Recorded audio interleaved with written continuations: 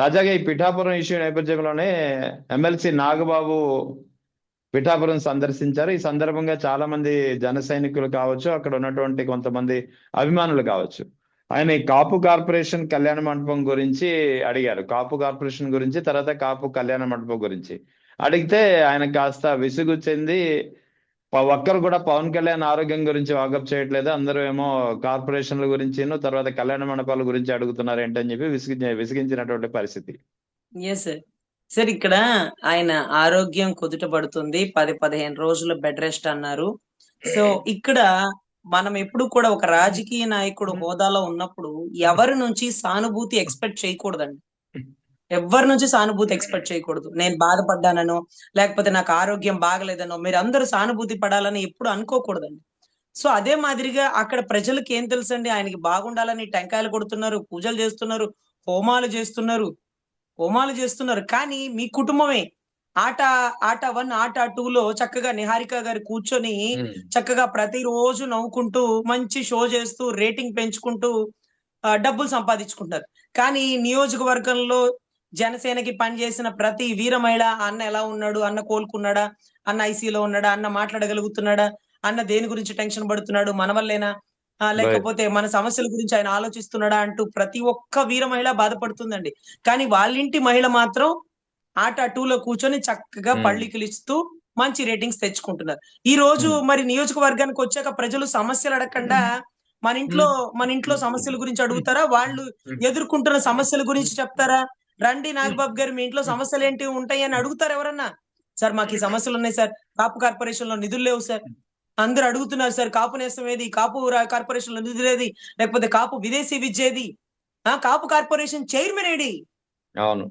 అసలు ఆ సుబ్బరాయుడు గారండి ఇంతవరకు ఏ మీటింగ్ లో కూడా మేము చూడలేదండి. అవును. ఆయన గొల్లపల్లి సుబ్బరాయుడు సుబ్బారెడ్డి గారేమో గారు. మాకు అసలు అంటే అంతకు మించి మాకు పార్టీలో పెద్దగా తెలియదండి. ఎందుకంటే ఆయన ఎప్పుడు మేము చూడలేదు. చివరిలో వచ్చారు వీళ్ళందరూ.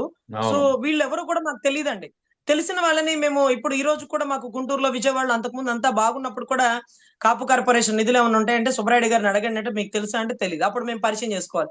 సార్ నేను జనసేన సార్, నేను జనసేనలో స్టేట్ స్పోక్స్ పర్సన్ సార్. ఆహాహా అవునా అమ్మా, ఆహా సరేలేమ్మా. ఇప్పుడు అవేమి లేవమ్మా, అకౌంట్ లో డబ్బులేమీ లేవు, నిధులేమీ లేవు, ఇప్పుడు అంతా కాదు, కొంచెం టైం పడుతుందమ్మా, వచ్చాక పంపించండి మీ వాళ్ళు ఎవరన్నా ఉంటే అనే పరిస్థితి అయితే నెలకొంటదండి. సో అది ఆయన అంత మాత్రమన్నా సమాధానం చెప్పారు.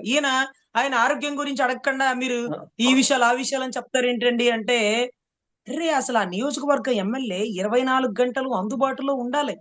అయితే అవుతాడేమో డిప్యూటీ సీఎం. గతంలో కూడా చాలా మంది డిప్యూటీ సీఎంలు ఉన్నారు. ఆ నియోజకవర్గంలో అందుబాటులో ఉండాలి. గతంలో వంగా గీతమ్మ గారు అర్ధరాత్రిలో ఎవరికో పాము గరిసిందంటే అక్కడే ఉండి హాస్పిటల్‌లో ఉండి తెల్లారుజామున 4:30, 5కి వచ్చారు. అవును. అదే వర్మ గారు ఎవరో నీళ్ళలో పడిపోయి చనిపోయాడంటే వాడి శవాన్ని ఎత్తి తీసుకెళ్ళి వాళ్ళ ఇంట్లో పెట్టి వచ్చే వరకు అక్కడే ఉన్నారు.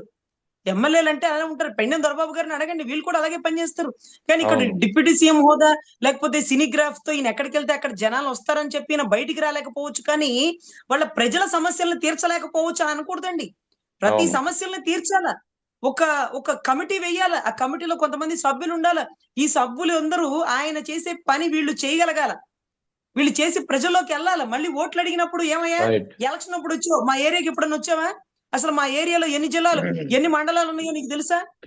ఇవన్నీ కూడా అడుగుతారు సార్. ప్రజలు కాళ్ళరు పట్టుకొని ప్రశ్నించేస్తారు.